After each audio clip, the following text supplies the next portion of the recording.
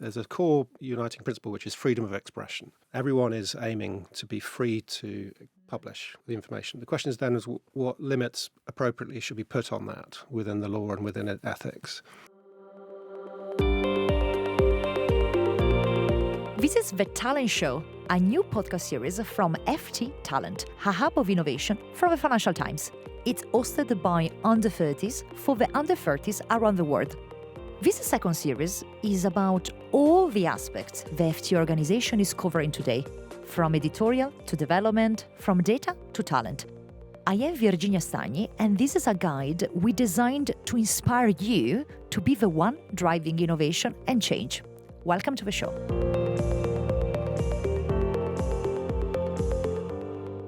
All right. Hi, everyone. Another episode of The Talent Show here at the Financial Times headquarters. We are at Bracken House, London, and I am sharing the podcast table with the Senior Legal Counsel at the Financial Times, Nigel Henson, that is here with us to explain how you can be a legal expert for a newspaper. How are you, Nigel? Very well, and thank you for inviting me along. No, thank you so much for joining. And I'm so curious. We are also curious about what you actually do at the Financial Times, because, we just recorded an episode that went out recently with Dec McCrum, and we were talking with him about difficulties with the white card scandal and how meaningful it was your job, especially your expertise in cracking that model, but also like that investigation reporting work cycle. So out of that, hi guys, please do listen to that episode before listening to this. Nigel, what do you do for the Financial Times? What does it mean to be a senior legal counsel? I'm sure there are a lot of people who want to know exactly what I do on a day-to-day basis. It's a very varied job, and effectively involves pre-publication advice issues. And this is for print, online, video, and podcast. And then post-publication complaints handling. I work closely with Hugh Carnegie, the Senior Editor for Quality and Accuracy, on code and ethical issues. And then also legal complaints post-publication. And then if things develop into litigation, I liaise with external lawyers in different countries quite often. It can be in other jurisdictions, but particularly in London, obviously, and handle and help to manage the litigation, which may be in courts, different types of courts. How did you first develop an interest in law? So what is your background? You graduated, I expect, in law. Can you tell us a bit about your journey? How did you arrive here, and how did you land here at the Financial Times? Sure, yeah, quite a zigzag path, and I'm sure it's the same for many people. I mean, over a 35, 45-year career that people have, there are lots of opportunities to take different turns. But I've always, I suppose, been slightly reluctant lawyer. I chose law as a degree subject, as a sort of practical option, using that would use skills that I'd enjoyed in history and English, and I was a little bit cautious about doing a pure arts degree. So I sort of did law. I was lucky enough to get into Cambridge and did a law degree, but actually halfway through wondered perhaps I should change to history. So I was reluctant at that stage, but I carried on, did my 3 years, and actually very glad that I went through and got the professional qualification. I think for young people starting out on a career and perhaps in their 20s or so, I would recommend obtaining a professional qualification like a law qualification as a foundation. So that was, I did my training in London with a West End firm called Kingsley Napley, and then went off to do legal aid defence work in Oxford, so street crime defence, magistrates' court advocacy. I did that for about 7 years in total, working in the police stations and so on as a duty solicitor. And for myself, I had a sort of career stand back and take stock moment when I was about 30. and I actually went off and trained as a journalist. Fantastic. Okay, that's very risk-taking approach as well. I think you had quite of a classic but also stable path in front of you. What made you change? What was that? What happened in your life that you said like, I really want to go into journalism now?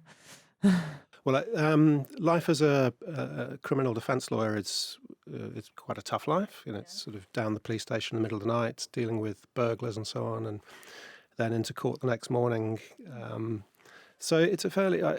My time in Oxford was quite a tough, quite a seedy side of life, seeing all the underbelly of a city like Oxford, which is quite international in many ways, but has a lot of drug and poverty problems as well. So I just felt I wanted to not spend 45 years doing this. And I've always been interested in words and writing and so on. So I actually carried on doing police station advice work to get my money coming in. But I went off to work at Blackwell's bookshop in Oxford for a year and just spent time standing back from my career as a lawyer. And then got a job on the local paper, the Oxford Mail, for about 3 years. Okay, and what did you do that? I went through the normal process. I went off to the NCTJ course at Harlow College, did a 6-month course in newspaper journalism. And then I got a training contract or a trainee job with NewsQuest in Oxfordshire. Then I did my national certificate exam, which is what they call a senior journalist exam at Cheltenham, and did all my sort of shorthand, 100 words a minute shorthand and so on. Became an NCTJ qualified reporter, doing general news, quite a lot of court reporting, because I knew legal issues very closely, obviously. And then my fiancée moved to Devon for a doctorate, and I followed her and went freelance for about a year. Writing for things like the Law Society Gazette, features and so on, just to try and carry on there. But I eventually saw an advert for a regional law firm looking for someone that knew about local newspapers. And they had a very good niche practice, mainly in Plymouth at that stage, acting for things like Northcliffe, NewsQuest, Trinity Mirror regionals, defending them on a cost-effective basis, on a regional cost basis. And so I got a job there 7 years as a media litigator for defending local papers, and that really sewed together my background as really defence background, criminal defence, and then media defence, with 3 or 4 years in the middle as a journalist. So that's how it added up to be a media lawyer. I guess you are quite happy about your job now here at the FT. I love my job here. Yeah. Can you walk us through how does your day look like? What do you do for the FT? Sure. Well, it's a case of wake up and see what's in the inbox. Because we've got obviously the 24-hour news cycle. We have staff journalists in Hong Kong who are ahead of us, and in the Americas who are behind us. So it's always a case of what's waiting in the inbox. And then one issue is that you never really know what's going to blow in each day. That's the nature of being a media lawyer. But you always have some ongoing, longer pieces of work which need time to sit back and draft and so on. And then you have your deadline pre-pub clearance work. This is going online. We need it up on the internet soon. Is this okay legally? And deadlines for litigation and so on. So, yeah, very varied, and you never quite know. But somehow it all comes to end about 7 o'clock, and I hand over to our external law firm for the evening shift. I mean, the FT has quite a large legal team. I'm the only one that sits in the newsroom on the second floor here at Bracken House. And the FT has lawyers in Belfast as a regional hub, and in London with a compliance team too, and in Beijing and Hong Kong at the moment. So we have an international network of colleagues. What does it mean being a media lawyer? So a journalist is working on a big report. Do they come to you? Do you go to them? What is your relationship? Can you just make us understand the workflow? Well, the Wirecard case is a good one as a good sort of case study. And there's so much it's difficult to know where to begin because it went on for about 5 years. But I think typically the media law is not included at the very outset. They sort of everything's bubbling away. You're not really fully aware of. You can't be aware of everything that's going on, being instigated and prepared. But at some stage, the reporter will come and explain that they've got this far with the investigation. And there seem to be these potential issues. How do I see the legal issues, level of risk, and so on, and what steps should next be taken? So on the Wirecard case, initially that was a very painstaking piece of journalism by Dan when he did for Alphaville the House of Wirecard series. But so my work there was really just trying to have a very forensic eye on how he worded things and whether the copy was sort of consistent and so on, and any obvious holes in it. But then obviously when his allegations developed and it became clear that the journalists believed there was serious fraud here, then issues of defamation arose, and because there were some internal documents, there were issues of breach of confidence, data law issues, and so on. And it involved issues in Germany and in Singapore. So it was, and in the Philippines. And when we started to engage with their aggressive claimant lawyers, then it became more stressful. I think what I'd say though is the FT has such great quality journalists that it's easy to be the lawyer because they know research it so well, and so long as you keep standing on solid ground, you can keep stepping forwards, even in the face of pushback from international claimant lawyers and so on. And that's what we did for about 5 years, and eventually slayed the evil ogre, if you like. A bit of more personal question. How do you manage stress? Yeah, and it is stressful. I mean, I try and keep active when I have the time. So try and go on, do a bit of jogging and a bit of swimming. And I drink a bit of wine. Yeah, but can you really switch off? I'm pretty good at switching off but on duty it's pretty full on. But you do have to. I mean, I like my downtime, and I'm not someone that sort of spends my weekends reading law books. So I have to try and keep things in perspective. But yes, it can be stressful, and I think the only way everyone does this. You've got to keep physically active. That's a good stress buster. Yeah, and I guess with technology and all the difficult questions and ethical questions that tech development is asking us as a news enterprise to at least being able to answer. How do you keep up with all the different innovations from a tech perspectives, from a legal point of view? Do you envisage any, law spin, like any new jobs coming? Someone that maybe needs to be for you expert on tech and law, or something like that you see rising, especially for our younger audiences, what they might need to, switch or look for? I mean, tech may well be a specialism that young lawyers starting out would do well to specialise in. I mean, I think what you have to move forwards in a career is a real skill, a real specialisation, which you sort of have a passion for, and then gradually apply that moving forwards to your advantage. I mean, I consult colleagues on innovative tech problems. I mean, I've got very good colleagues in the FT legal team who are excellent on IT and so on, IT law. I mean,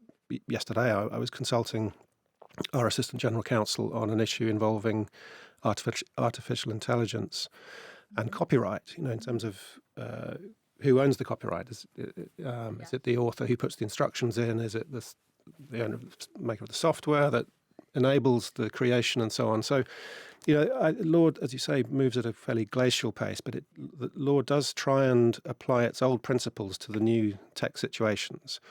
And so you can go a long way, even as a traditionalist like I am, because the law will just try and work out who is the author, who is the publisher, and so on. And, although things become newfangled, the courts and the case law will always try and view those new things in the light of the old established principles. So, if you had to give one advice to our younger audiences of to be a media lawyer, specifically maybe for the FT, someone that would love to pursue your career in the future, what would it be? You've got to somehow get experience of journalism, whether it's in broadcast or online or in newspaper, magazine or books and so on. So you've got to have that specialist insight, and that might take you a couple of years to get that somewhere work experience. And then it's a fairly small world. You know, I think there's probably certainly in-house newspaper lawyers. There's probably a few dozen worldwide, really. We have an annual conference through what's called the MLRC, and it really is, in terms of in-house lawyers, just a few dozen that come to that international conference. You see, I'm the only one in-house at the FT. Each of the UK papers will have a handful only. So it's a small world, and I think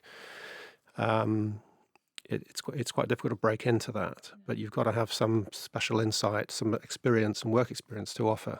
I think it's very niche, but at the same time, it really combines different interests, as we were mentioning, like from the law side, the newsroom dynamics, journalism, ethos, ways of working, understanding how a journalist thinks and behaves. Do you feel a bit more like that there is a bit of a bit more risk sometimes compared to your first part of your career, even if it's not in terms of hours that you needed to work, but maybe here sometimes with a Wirecard case, right?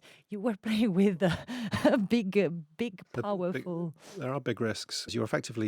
You're defending, there's a core uniting principle, which is freedom of expression. Everyone is aiming to be free to publish the information. The question is then is what limits appropriately should be put on that within the law and within ethics. But effectively, you're then defending the information product, and that's the constant from my career background, defending the criminal in court. Here you're defending the published article or the journalistic activity. It's a defence mindset, which I think is probably a constant through my career. But you're right, the commercial risks are potentially great. So far we've done okay. I've been here about 11 years or so, and so far those commercial risks haven't crystallised too badly. The most exciting case you worked on? That's my last question for you. I mean, I've got favourite cases. I mean, exciting may not be the right word, but I think, the Wirecard has just had everything in 5 years' worth of work. That's got to be up there.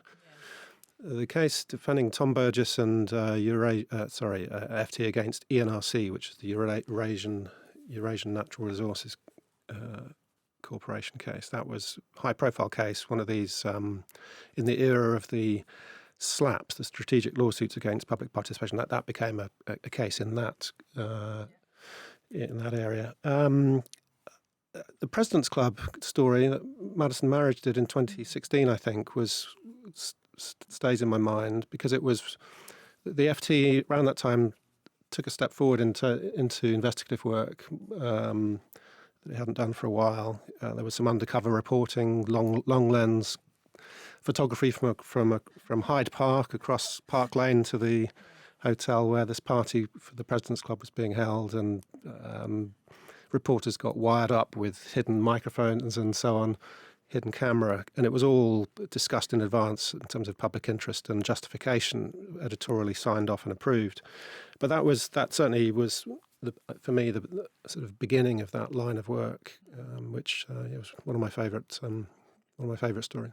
You should check it out because we're going to push all these stories in the note of this show. So please check them because they are very exciting. And I think looking back at the hard work that you can see just in one piece of news, guys, it's I think now you can really get the full picture of what's behind all the different professionals that need to be involved in covering with such high quality journalism and of course information and insights. It's not just of course the amazing work of reporters, but there is a whole team behind is from of course the legal side we explored with you in another episode, the data visualization side, how you show the information and the data gathered. So just check it out and read the news with another eye. The particular part of this podcast show is that we get the two young people to come along that do actually match with your career. So I got Alison and Siang, both secretary and chair of Imperial College Law Society. So Alison, tell us a bit about you and what your society does, and then of course ask your question to Nigel, please. So my name's Alison. I do chemistry at Imperial, and I'm the secretary of our law society. So obviously we're STEM students, so we don't have any law experience actually. But what we do is that we aim to help students to help them find careers in law. So we do meetings with law firms such as Allen Overy or HSF, and then we help them to do workshops and then help them build that legal career for the future. So it's great to be here today, actually. I've read a lot about you online. So it's really impressive, your career. And I really wanted to ask, because obviously you worked at Kingsley. So how did working within IP law differ from a commercial setting to what you do now? So, for example, your clients or the research? Yeah, Kingsley Napley was where I did my training. Yeah. Yes, many years ago, early 1990s, a different era. There were they had a word processing department, but mainly faxes. So we didn't work. We'd worked on dictaphones. It was a different time. Oh wow! Okay. So my experience there as a trainee, you do four seats. They're called 6 months in each department: civil litigation, criminal litigation, property, and family. I did to get my articles of clerkship. And I think obviously that's an example of private client, private practice. So you need clients coming through the door. You need a reputation to draw people in, and then you need to charge them money. So one thing that I didn't like, and why I went into legal aid defence, where the government pays and you get on with the work, is I didn't like charging clients, saying, like, write me a check for £2,000 and I'll see you tomorrow with the partner, or so I just don't like the cost side of law. It's actually all about costs law. It's all about using costs as leverage, or as certainly in litigation it can be like that. So that's a big difference. So you've got to get the clients in, and you've got to charge them money, and you've got to hit billable hours each year. Obviously, here in-house, and I'd recommend something like 25% or 30% or so of people now working as solicitors in this country, in England and Wales, are in-house now. It's become much more popular in recent years. So it's a great career. You've got your one client, but the client is constantly changing and developing and innovating. So it's not at all boring and staid, and you can get to know the client very well, all its appetite for risk, who the personalities are, and very nice to be able to work constantly in a sort of groove where you know many of the issues, and you can try and give the best advice to the one client, really. Yeah. Does that answer? Well, that's some of the differences between the two types of law. No, it does. I think a lot what we tell our students is that they do, more private companies rather than in-house. And definitely it's great to hear about this more personal connection that you have rather than transactional sort of meeting relationship you have. But yeah, thank you. Xiang, over to you. Yeah, so as a STEM specialist university, following on that theme, so my question to you is, with rising costs and the fact that there's less of a workforce in-house, how does the FT alleviate the pressure of embracing digital transformation? And how would you decide if a particular technology cuts in to your profit margin, say? Yeah, that's good. Very good question. I mean, wherever you work, your experience will be dictated to an extent by how successful that employer is, if it's doing well, making profit, and so on. I mean, the FT is doing well and is quite well resourced. So certainly the new digital and visual journalism team is growing and is doing very exciting work. So I don't think it's a case of having to struggle with less resources in-house. I'm fortunate. I really just focus on the sort of theories of law and and ethics don't get very involved in the commercial decisions. So, the editorial management team will make decisions on what's cost effective. We are trialing one sort of recent issue. We're trialing one new product in the newsroom to access a new database of information, which potentially could cost tens of thousands of pounds. And I've been involved in trying to set up a team of journalists to trial that and see how it works for them over a couple of months. And ultimately, I may be involved in helping decide whether it's cost effective and worthwhile paying for that. But as I say, other people tend to make the cost decisions, fortunately, and I have the luxury of just getting on with thinking about the lawfulness of things. Right. Yeah. I mean, we were also actually very curious as a media lawyer, how would the defamation of AI affect your role at the FT? Defamation of people through an AI publication. Yes, Yeah. for example, through deep faking or Yeah. Well, I was sort of touching on this a bit earlier, in that the law tries to apply its old traditional rules. So if you, in the old days, you pin a notice on a notice board with a drawing pin. The question would be, well, who wrote it and who pinned it up? Who's the author and who's the publisher, and who then saw it? And then, so with AI publication, if there's someone is being defamed through the imagery, the question will be for the court who gave the instructions to the AI, and then who disseminated it and who distributed it knowingly, or perhaps someone distributed it innocently without knowing what it was. So those traditional issues of defamation law would apply. And I think the problem these days is that it's very difficult to know who authored it and where it originated, especially with the disinformation campaigns with state actors and so on. So I don't know if that answers your question. Thank you so much, ladies. And of course, thank you so much, Angel, for sharing all your insights, expertise, and also your career path. That was so interesting. And I really hope you enjoyed this. I definitely did. So, guys, as usual, check the show notes for today, because we are going to put all the stories as said. Check all the other episodes and keep reading the FT. Thank you. This has been The Talent Show, which is produced by the FT Talent team, Aya Al-Shihabi, and me, Virginia Stagni. Our podcast producer, editor, and sound engineer is Arturo Ochoa, and our social media producer is Letizia Clementi. Our music is by Dennis Kishuk. Check out all of the Talent Show episodes at fttalent.ft.com, subscribe wherever you get your podcasts, and follow FT Talent on socials for updates.